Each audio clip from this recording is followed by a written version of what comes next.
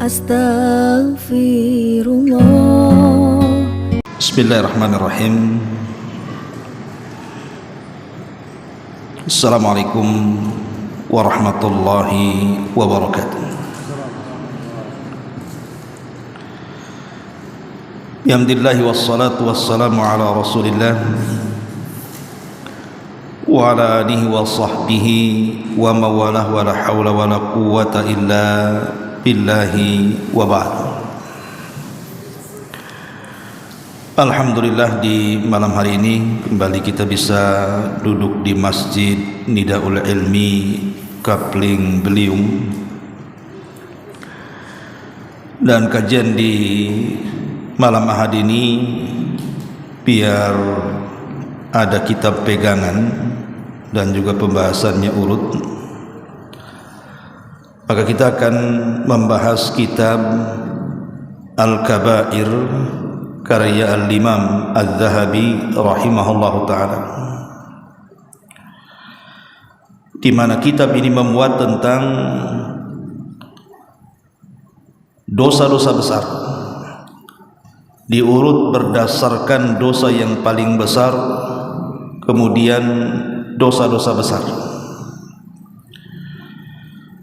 Dan kitab ini adalah kitab yang sangat agung sekali karena memang menjadi rujukan para ulama. Kita tahu bahwa Imam Al-Zahabi dikenal sebagai mu'arrikhul Islam, pakar sejarah dari sejarah-sejarah Islam, dan dia adalah murid daripada Syekhul Islam Ibn Taimiyah rahimahullahu ta'ala. Karya-karya beliau sangat banyak sekali, terutama di bidang sejarah. Seperti ada karya beliau yang sangat fenomenal, namanya Siyar A'lamin Nubala.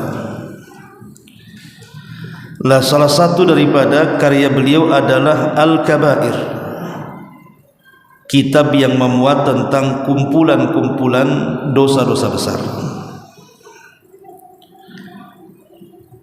Tentu ketika beliau menulis kumpulan dosa-dosa besar, supaya kita mengenal apa itu dosa. Karena orang yang tidak mempelajari apa itu dosa, maka bisa saja dia akan terjerumus kepada perbuatan dosa tersebut. Makanya orang Arab, atau ada sebuah syair dari Arab mengatakan, araftu syarra la li syarri walakin li tawaqqihi wa man lam ya'rifu syarra minal khairi fa waqa'a fi.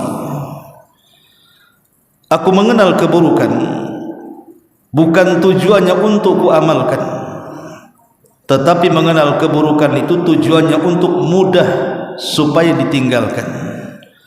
Karena orang yang tidak bisa membedakan mana yang baik dan mana yang buruk pasti terjerumus kepada keburukan.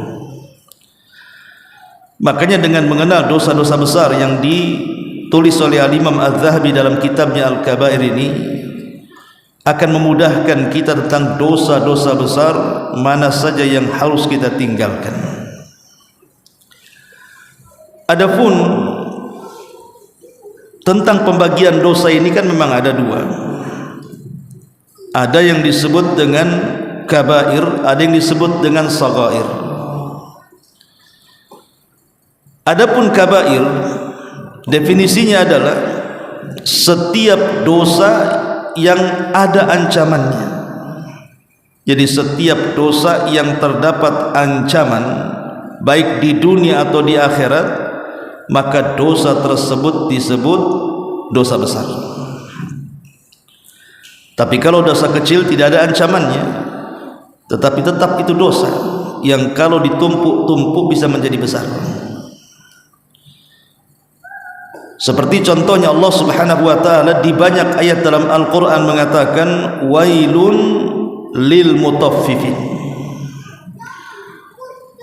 Wailun lil mutaffifin.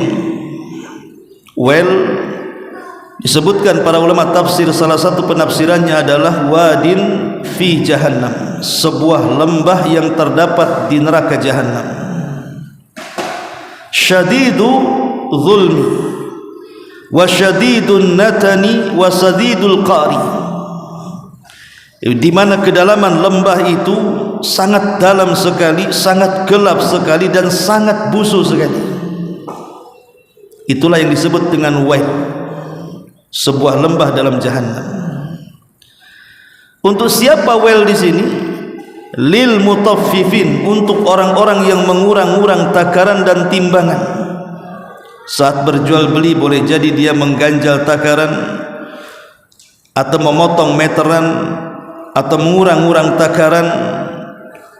Maka orang-orang yang curang dalam dagang ini terancam dengan sebuah wadin fi jahannam, sebuah lembah di neraka jahannam. Berarti karena dosa ini terdapat ancaman mengurang-urang atau curang dalam dagang itu adalah dosa besar, karena ada ancamannya. Intinya bahwa kalau kita mendapatkan ayat-ayat Al-Quran atau sunnah Nabi SAW menyebutkan tentang sebuah dosa yang terdapat ancaman di dunia dengan hukum hudud dan ancaman di akhirat dengan neraka dan azab, ketahuilah bahwa dosa itu adalah dosa besar.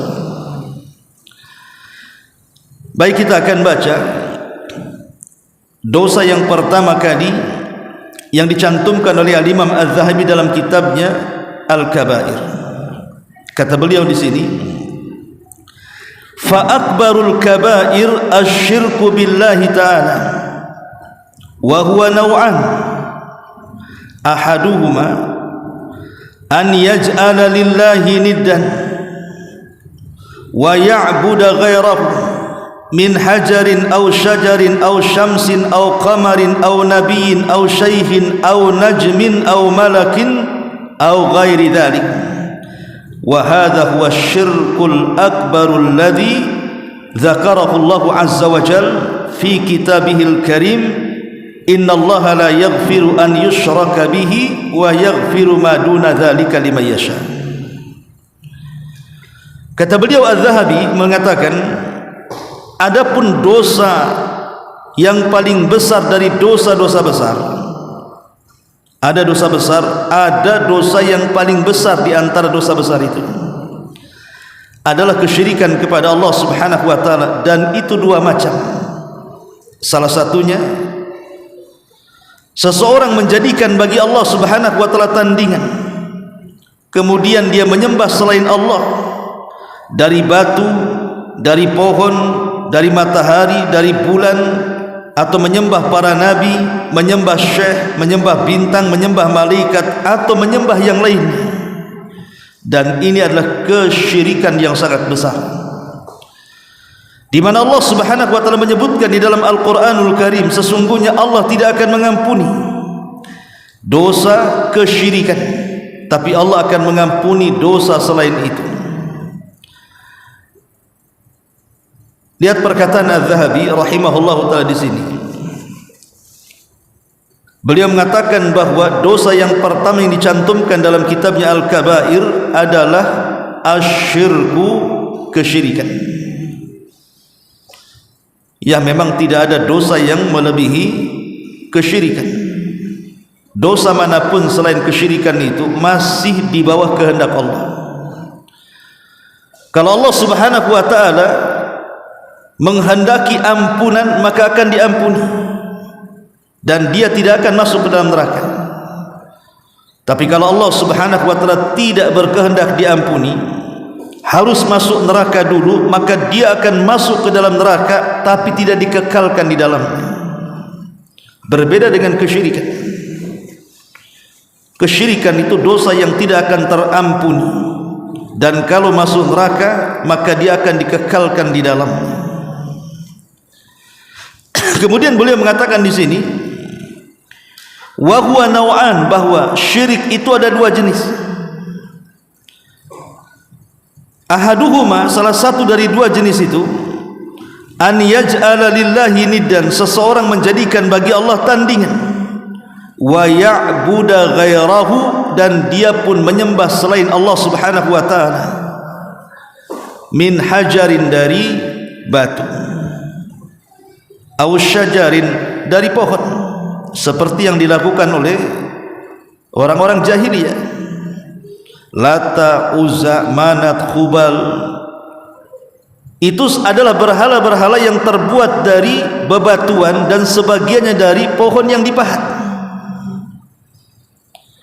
Padahal dua benda ini hidup pun tidak. Macam mana kemudian mereka bisa mendengar dan mengijabah doa? Makanya orang-orang musyrik itu Allah katakan la ya'qilun, tidak punya akal. Jadi orang yang jatuh kepada dosa kesyirikan itu hakikatnya dia meletakkan akalnya dan tidak difungsikan sama sekali. Bagaimana mungkin batu yang mati tidak hidup dimintai? Maka dijelaskan di dalam hadis, walaupun sebagian ulama melemahkan hadis ini, tetapi riwayat ini masyhur masalahnya. Tapi riwayat ini lemah. Tapi kita ambil ibrahnya saja. Jadi Umar bin Khattab radhiyallahu an, satu hari terkadang dia tertawa, terkadang dia menangis. Terkadang tertawa, terkadang menangis. Antum kalau di jalan sendirian, kadang-kadang tertawa, kadang-kadang menangis gitu. Kira-kira kata orang dibilang apa? Orang ini stres kayaknya. Jadi Umar bin Khattab radhiyallahu an ditanya, kenapa anda tertawa terkadang, kenapa anda menangis terkadang? Maka Umar bin Khattab radhiyallahu an mengatakan, adapun saya tertawa dan adapun saya menangis. Adapun yang pertama, kenapa saya tertawa? Saya teringat di zaman jahiliyah katanya. Ketika saya hendak safar, kemudian saya pun mulai berjalan di tengah-tengah safar, kerinduanku untuk menyembah berhalaku semakin dalam. Masalahnya dia lupa membawa berhalanya. Karena kan berhala jahiliyah itu kan macam-macam. Ada yang besar sekali ditempatkan di tempat tertentu, ada yang sedang gitu ya, ditempatkan di tempat tertentu, ada yang mungkin kecil nonet gitu ya, mungkin itu yang dibawa pergi sana sini dikantongi gitu ya. Yang kalau seseorang rindu untuk menyembah, dikeluarkanlah berhalanya kemudian disembah. Akhirnya Umar bin Khattab radhiyallahu an melirik makanan yang hendak dimakan. Terpikirlah dia ingin membuat berhala dari adonan makanan yang harusnya itu sebagai bekal makanan dia di perjalanan. Karena kerinduan ia ingin menyembah berhalanya, mulailah dia mengadon roti, kemudian mengepal-ngepal, dibuatlah kemudian kepala, badan, tangan, kaki, jadilah kemudian berhala roti atau roti berhala. Di sini kan ada roti buaya nih. Ini roti berhala. Maka setelah kemudian dibentuk berhala oleh Umar bin Khattab radhiyallahu an roti itu, maka Umar pun kemudian menyembah sehabis-habisnya nyembahnya karena sudah rindu kepada Tuhannya, kepada berhalanya. Maka Umar pun kemudian menyembah berhala ini sampai hilang kerinduannya. Masalahnya ketika Umar terus menyembah berhalanya, terdengar suara dari perutnya, rasa lapar yang tidak bisa ditahan. Dari situlah Umar bin Khattab radhiyallahu an bingung, karena roti yang harusnya menjadi bekal perjalanannya sudah berubah menjadi berhala. Kalau seandainya kemudian dia memakan berhalanya, tentu dia telah memakan Tuhannya. Tapi kalau dia tidak memakan roti yang sudah menjadi berhala, tentu dia akan kelaparan sepanjang perjalanannya. Akhirnya terjadilah perang batin Umar ini. Makan tidak, makan tidak, makan Tuhan. Tadi makan Tuhan, lapar. Akhirnya kemudian mulailah Umar bin Khattab mengambil sedikit-sedikit. Kakinya dulu makan, masih kurang diambil lagi satu kakinya, makan, masih kurang diambil badannya, makan. Akhirnya kemudian berhala Umar habis dimakan Umar. Satu-satunya sahabat makan Tuhan ini Umar bin Khattab radhiyallahu anhu. Lah disitulah kata Umar bin Khattab radhiyallahu anhu, aku tertawa, bodohnya aku. kok Tuhan dimakan? Itulah makanya orang yang jatuh kepada kesyirikan itu akalnya hilang. Bahkan ada riwayat yang lain, kalau riwayat ini sahih, ada riwayat yang lain mengatakan ada seorang sahabat, dia bercerita waktu dulu di zaman jahiliyah. Jadi ketika kemudian dia rindu ingin menyembah berhala, maka dia terkadang mencari batu yang sangat cantik. Kalau sudah dapat batu yang bentuknya cantik, bagus gitu kan, maka dia akan menyembahnya. Tapi kalau mendapatkan batu yang jauh lebih cantik, dilemparkanlah batu yang pertama, yang kedua disembahnya. Nanti ketemu lagi batu yang lebih indah, dilemparkan batu kedua, diambilnya batu ketiganya. Gimana ini Tuhan ini main campak, main ambil? Ya. Begitulah akal tidak berlaku bagi orang-orang yang terjerumus kepada kesyirikan ini. Ma'asyiral muslimin yang dimuliakan Allah Subhanahu wa taala. Kemudian kata pengarang, au syamsin au qamarin, ataupun yang menyembah matahari dan bulan, seperti yang dilakukan oleh kaum di zaman Ratu Balqis dan sebelumnya di zaman Nabi Ibrahim alaihi salatu wassalam. Satu hari Nabi Sulaiman alaihi salatu wassalam membariskan pasukannya. Tiba-tiba di antara pasukannya ada yang hilang. Siapa? Burung hudhud. Al-Imam Ibnu Katsir menyebutkan dalam kitab Bidayah wa Nihayah, burung hudhud Sulaiman itu bukan burung biasa, tapi dia seorang insinyur. Coba burung saja jadi insinyur di zaman Nabi Sulaiman ya. Jadi burung hudhud seorang insinyur, tugasnya kalau pasukan Sulaiman bergerak, maka hudhud akan memimpin pasukan hudhud yang lainnya terbang di atas. Dialah yang mencari air. Jadi dari ketinggian, dari cari mana air ya. Kemudian setelah dapat air, maka akan diberitahu kepada Nabi Sulaiman alaihi salatu wassalam. Jadi satu hari Nabi Sulaiman membariskan pasukan. Rupanya ada satu tentaranya, burung hudhud, tidak berbaris. Maka Nabi Sulaiman marah. Kalau dia tidak datang segera, aku akan azab dia, atau aku bunuh dia, atau aku akan maafkan kalau dia punya alasan yang jelas, katanya. Rupanya setelah Nabi Sulaiman mengancam seperti itu, burung hudhud datang tidak jauh dari situ. Kemudian mendatangi Nabi Sulaiman alaihi salatu wassalam dan memberitahu alasannya kenapa dia tidak hadir dalam barisan.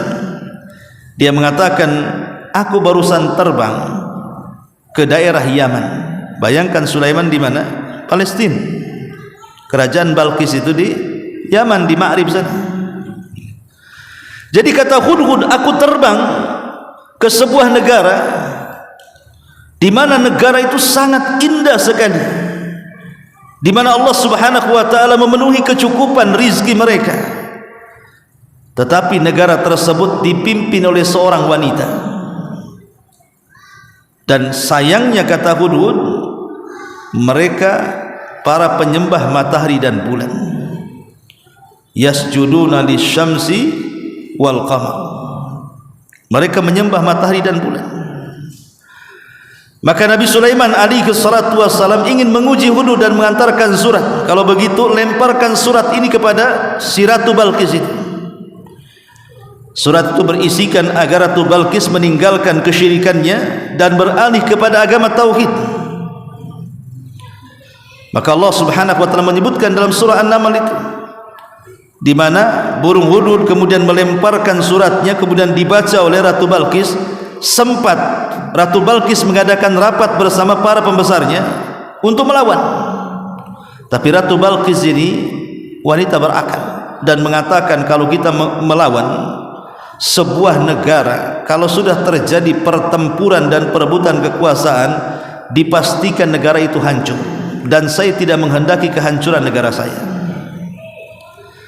Akhirnya Ratu Balqis pun ingin menghadap langsung Nabi Sulaiman.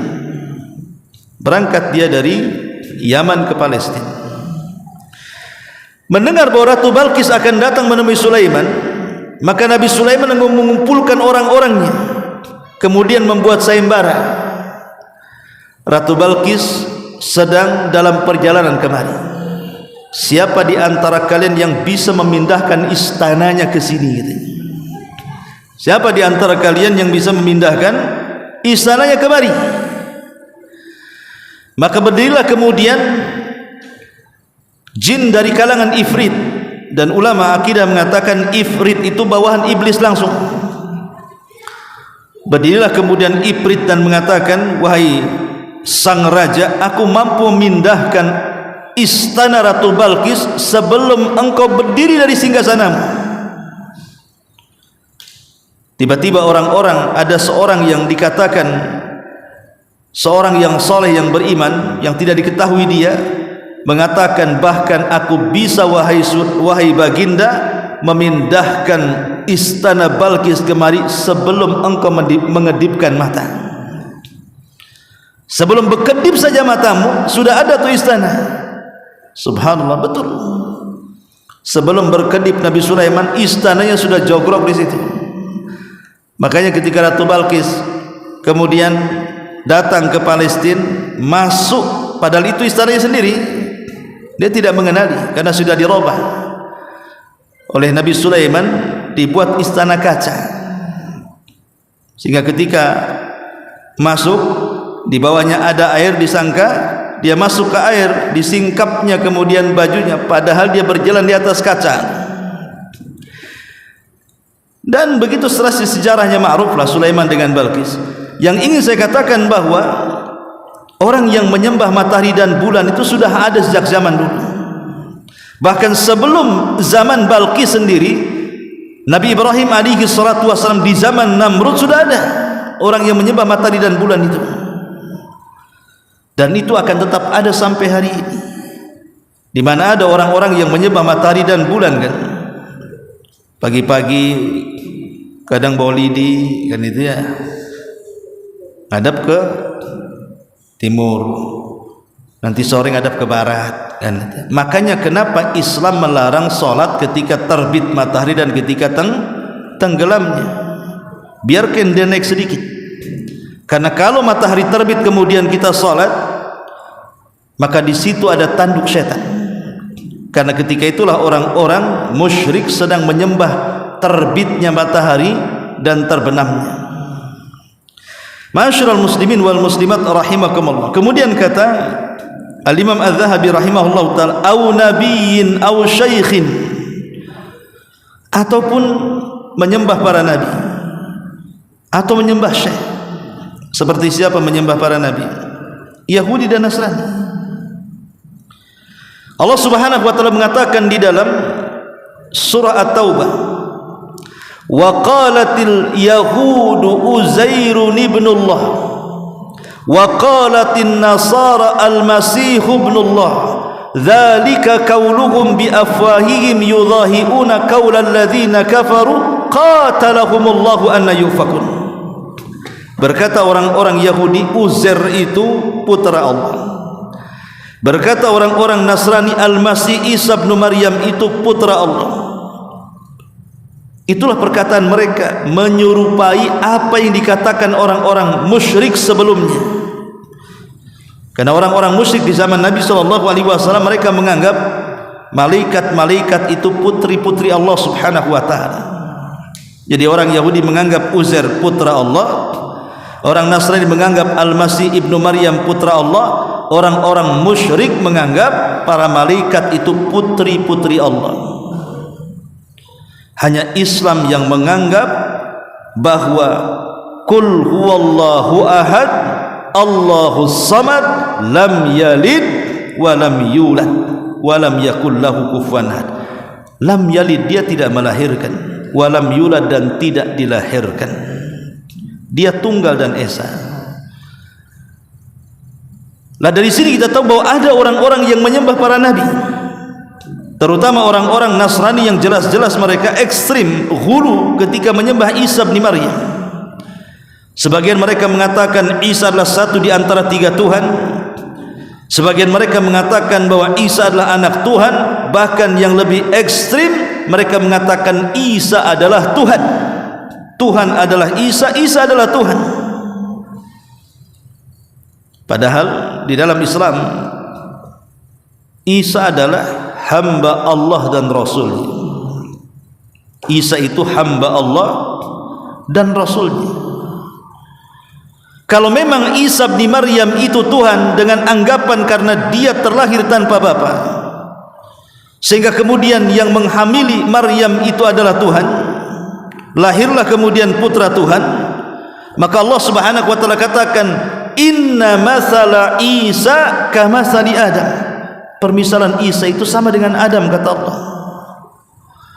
Kalau memang Isa kau jadikan Tuhan, kenapa Adam tidak jadikan Tuhan? Adam lebih hebat lagi, tak ada bapa, tak ada ibu, lahir pula Adam. Kemudian di sana ada makhluk yang lahir tanpa ibu, lebih hebat lagi, Hawa, terlahir dari tulang rusuk Adam. Kenapa kemudian Hawa dan Adam dijadikan Tuhan? Kenapa Isa pula dijadikan Tuhan hanya karena terlahir tanpa bapa? Ma'asyiral muslimin wal muslimat rahimakumullah. Maka ini sebuah kesyirikan. Dari sinilah keliru sebagian orang, kita katakan oknum lah dalam Islam, yang mengatakan semua agama itu sama. Seperti yang dikatakan siapa? Orang-orang liberal. Orang-orang liberal itu mereka mengatakan apa? Semua agama sama. Bahasanya banyak jalan menuju Roma, semua agama itu ujung-ujungnya masuk surga, katanya. Dari mana semua agama sama? Kita katakan tidak sama. Apakah anda akan menyamakan agama yang mentauhidkan Allah dengan agama yang tidak mentauhidkan Allah? Yahudi menganggap Uzair putra Allah, Nasrani menganggap Al-Masih putra Allah, satu di antara tiga Tuhan, bahkan dia Tuhan itu sendiri. Apakah sama dengan agama yang mengatakan lam yalid wa lam yulad, bahwa Tuhan itu tidak melahirkan dan tidak dilahirkan, dia ahad? Tidak sama. Yang satu agama mentauhidkan Allah, yang satu agama menyekutukan Allah. Macam mana disamakan agama yang satu mentauhidkan, yang satu menyekutukan? Maka terbantahkanlah perkataan orang liberal yang mengatakan semua agama sama. Tidak sama, karena Islam adalah agama tauhid.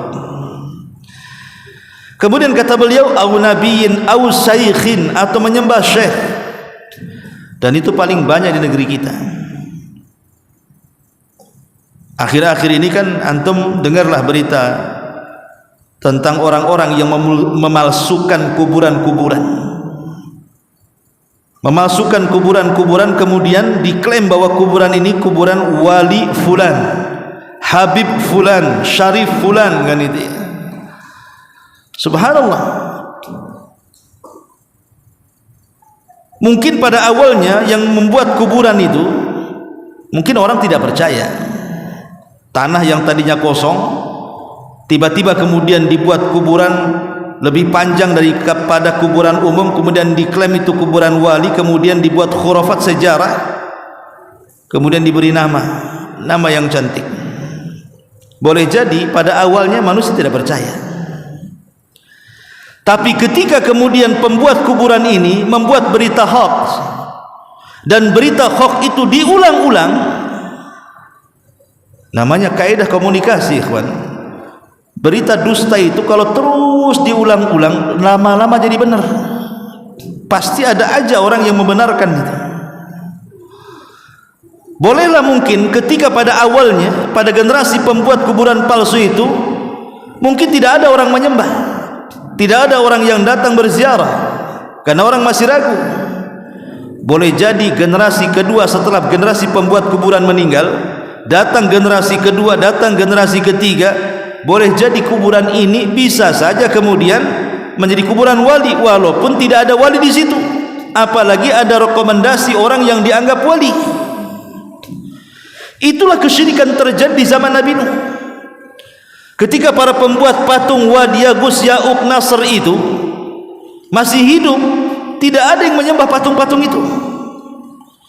Baru setelah kemudian mereka meninggal dunia, generasi kedua meninggal dunia, kemudian dilupakan ilmu, disebar kejahilan, setan datang dan mengatakan, aku hidup di zaman nenek moyang kalian. Kalian tahu kenapa mereka membuat berhala ini? Maka iblis mengatakan berhala ini dibuat oleh mereka untuk mendekatkan diri kepada Allah sedekat-dekatnya. Mulailah mereka menjadikan wasilah berhala-berhala itu untuk beribadah, yang akhirnya bukan hanya menjadikan wasilah, tapi berhala itu yang disembah.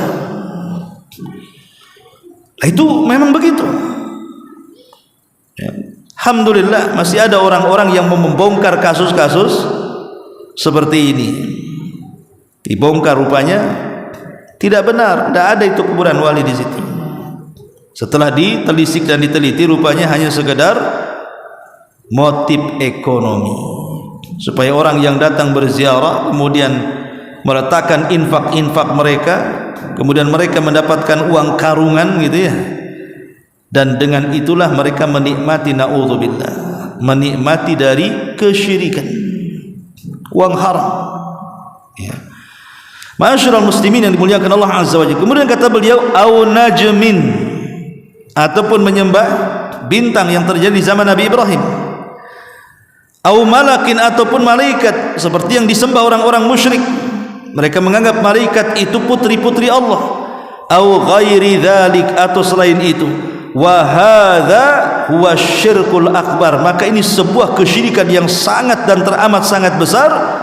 Dzakarahullahu azza wa jalla, yang Allah sebutkan di dalam Al-Qur'anul Karim, innallaha la yaghfiru an yushraka bihi wa yaghfiru ma duna dzalika liman yasha.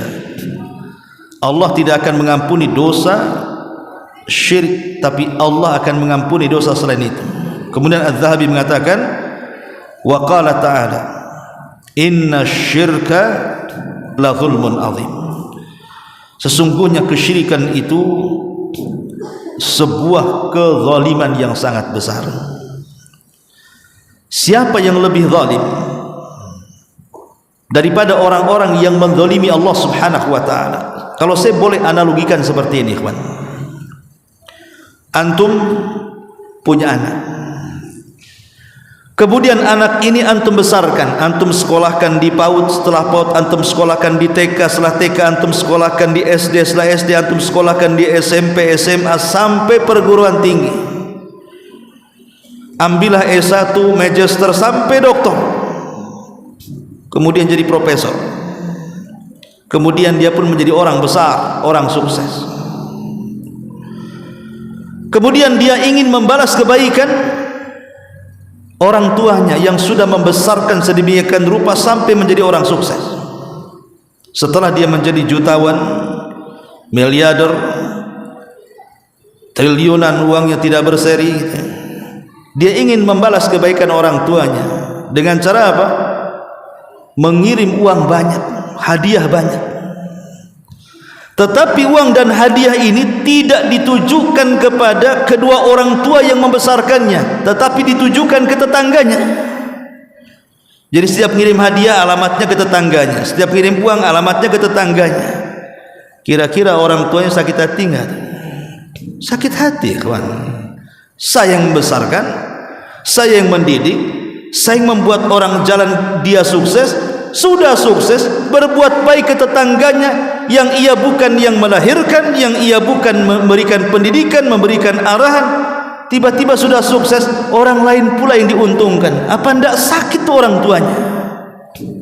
Pasti sakit hati, dan sakitnya tuh di sini gitu ya. Ini kepada manusia ya, kepada makhluk. Maka kepada Allah Subhanahu wa taala min babil aula kan. Tentu lebih utama. Allah yang menciptakan kita, Allah yang mengatur kita, Allah yang menghidupkan dan mematikan kita, Allah yang memberikan rizki kepada kita. Sebelum kita lahir, Allah sudah buat bumi sebagai tempat kita. Sebelum kita lahir, Allah Subhanahu wa taala sudah buat bumi ini tempat makan dan rizki kita.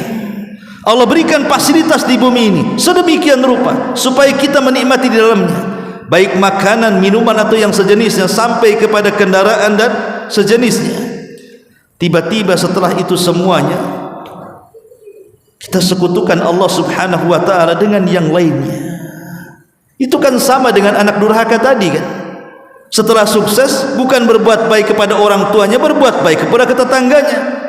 Lah itu sama, Allah yang menciptakan kita, Allah yang mengatur kita. Ketika harusnya kita menyembah Allah, kita serahkan puasa sembahannya ke batu, ke pohon, kemudian ke danau, ke gunung, ke malaikat, ke nabi, ke syekh. Apa tidak zalim namanya? Menempatkan sesuatu yang bukan tempatnya. Dan ini sezalim-zalimnya kezaliman. Makanya di sini Allah mengatakan inna syirka la zulmun azim. Kesyirikan itu kezaliman yang sangat besar.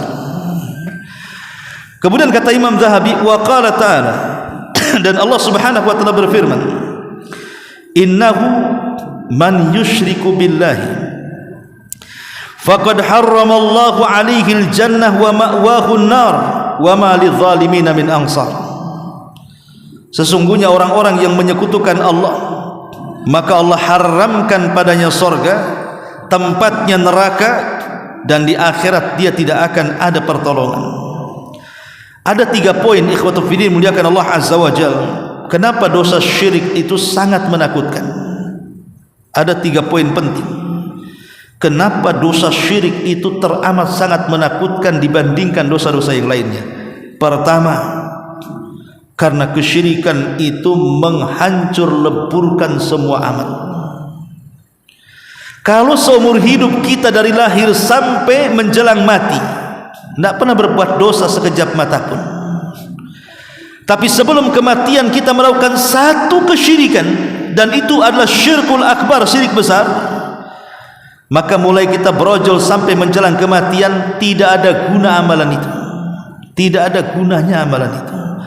Karena kesyirikan, maksudnya syirkul akbar, syirik besar itu bisa menggugurkan semua amal.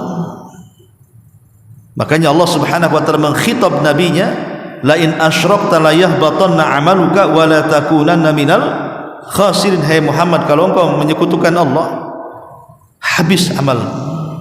Lalu buat apa predikat kenabianmu kalau habis amalan? Kemudian yang kedua, anna sahibahu in mata alaihi la yughfaru lahu, bahwa orang yang melakukan kesyirikan kalau dia mati dan dia tidak sempat bertobat dari kesyirikannya, maka dia tidak akan terampuni selamanya.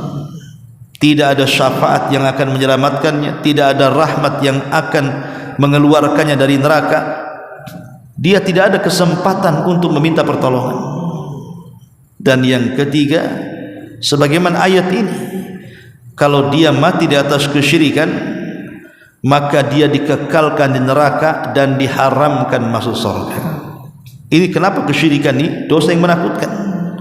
Karena menghapuskan amal, dosa yang tidak akan terampuni, dan kalau masuk neraka diharamkan dia masuk surga. Ngeri. Ma'asyiral muslimin yang dimuliakan Allah Subhanahu wa taala, sampai-sampai Al-Imam As-Sa'di rahimahullahu taala ketika menukilkan perkataan bagaimana kaum salaf itu teramat sangat takut dari dosa kesyirikan itu. Nabi Ibrahim alaihi salatu wassalam, beliau berdoa kepada Allah Subhanahu wa taala dalam surah Ibrahim ayat 35, wajnubni wa baniyal asnam, ya Allah jauhkan aku dan anak turunanku jangan sampai ada yang menyembah berhala. Bayangkan Nabi Ibrahim berdoa ketakutan, jangan sampai dia dan juga seluruh anak turunannya menjadi para penyembah berhala. Kata para ulama, ini dinukilkan oleh Imam As-Sa'di rahimahullahu taala, lihat, man ya'manil bala ba'da Ibrahim, siapa yang lebih aman, siapa yang lebih aman dari sebuah musibah besar melebihi Ibrahim? Karena sebuah negeri kalau sudah ada orang yang melakukan kesyirikan di situ, siap-siap negeri itu akan diturunkan azab. Tidaklah kaum Nuh, tidaklah kaum Tsamud, tidaklah kaum Ad, tidaklah kaum Sodom dan kaum-kaum sebelumnya dihancurkan oleh Allah Subhanahu wa taala itu karena kesyirikan yang mereka perbuat. Makanya Kata ulama salaf ketika mengomentari doa Ibrahim alaihi salatu wasalam, wajnubni wa baniya an na'budal asnam, ya Allah jauhkan aku dan anak turunanku dari para penyembah berhala. Siapa manusia yang lebih aman dari Ibrahim? Siapa? Tidak ada. Kalau Ibrahim alaihi salatu wasalam ketakutan, padahal dia seorang nabi, bahkan dikatakan bapaknya tauhid, bapaknya para nabi, dia aja takut dari kesyirikan. Kok kita tidak syirik? Ibrahim saja tidak merasa aman, kok kalian merasa aman? Kan aneh gitu maksudnya. Ibrahim tidak merasa aman kalau dirinya dan anak turunannya terhindar dari kesyirikan. Kita yang bukan nabi, kita yang bukan sahabat, kita yang bukan tabi'in, kita yang bukan tabi'in, bukan ulama, yang jauh dari ilmu, merasa aman dari kesyirikan. Bayangkan, tidak mau mempelajarinya, tidak mau belajar, tidak mau mengenalnya. Persis seperti tadi dalam muqaddimah, araftu syarra la li syarri walakin li tawaqqihi wa man lam ya'rifu syarra minal khairi fa waqa'a fi. Ma'asyiral muslimin yang dimuliakan Allah azza wa jalla. Kemudian kata Imam Zahabi rahimahullah taala, setelah menyebutkan beberapa ayat tentang bahaya kesyirikan, beliau menyebutkan beberapa riwayat. Salah satunya kata beliau, wal ayat fi dzalika katsiratun, dan ayat-ayat yang menjelaskan tentang bahaya kesyirikan banyak. Faman asyraka billah, siapapun yang menyekutukan Allah, thumma mata musyrikan, kemudian dia mati dalam kondisi musyrik, fa huwa min ashabin nar, maka dia termasuk orang yang akan masuk ke neraka qat'an, secara pasti, tidak akan diragukan lagi. Kama anna man amana billah, sebagaimana orang yang beriman kepada Allah, wa mata mu'minan, dan dia mati dalam kondisi beriman, fa huwa min ashabil jannah, maka dipastikan dia masuk surga. Wa in udziba bin nar, walaupun dia harus tersentuh dengan neraka. Karena orang masuk neraka itu kan ada dua kelompok ya. Orang masuk neraka itu ada dua kelompok. Ada kelompok yang dikekalkan dan tidak keluar di dalamnya. Ada kelompok walaupun mereka harus tinggal lama di neraka, tapi ada kesempatan keluar dari dia, keluar dari api neraka dan masuk ke dalam surga. Kemudian kata Imam Zahabi rahimahullah taala, wa fi sahih, disebutkan di dalam kitab sahih, maksudnya Sahihul Bukhari, anna Rasulullah sallallahu alaihi wasallam qala, bahwa Nabi sallallahu alaihi wasallam bersabda, ala unabbiukum bi akbaril kabair, maukah kutunjukkan kepada kalian dosa besar yang paling besar. Kemudian Rasul menyebut 3 kali. Qalu, sahabat mengatakan, bala ya Rasulullah, tentu wahai Rasul. Qala, maka Rasul mengatakan, al isyraku billah, pertama kesyirikan kepada Allah, wa uququl walidain, engkau durhaka dengan orang tua, wa kana muttaqian, dia pun bersandar, fajalasa, kemudian duduk, faqala, dan mengatakan, ala wa qauluz zur, ala wa syahadatuz zur, ingatlah ucapan dusta dan syahadah palsu juga termasuk. Kemudian Nabi sallallahu alaihi wasallam mengatakan, kata beliau, wa qala sallallahu alaihi wasallam, dan Rasul juga bersabda dalam hadis yang lain, ijtanibus sab'al mubiqah, jauhi oleh kalian 7 perkara yang membinasakan. Fa dzakara minha asyirku billah, maka disebutkan dari 7 perkara yang akan binasakan adalah kesyirikan kepada Allah Subhanahu wa taala. Inilah diantara penjelasan beliau tentang bahaya kesyirikan. Kemudian beliau setelahnya menyebutkan tentang macam-macam syirik, ya, diantaranya riya dan begitu seterusnya. Wallahu alam, saya kira sampai di sini saja. Subhanakallahumma bihamdika, asyhadu an la ilaha illa anta, astaghfiruka wa atubu ilaik. Allahu ta'ala alam. Assalamualaikum warahmatullahi wabarakatuh.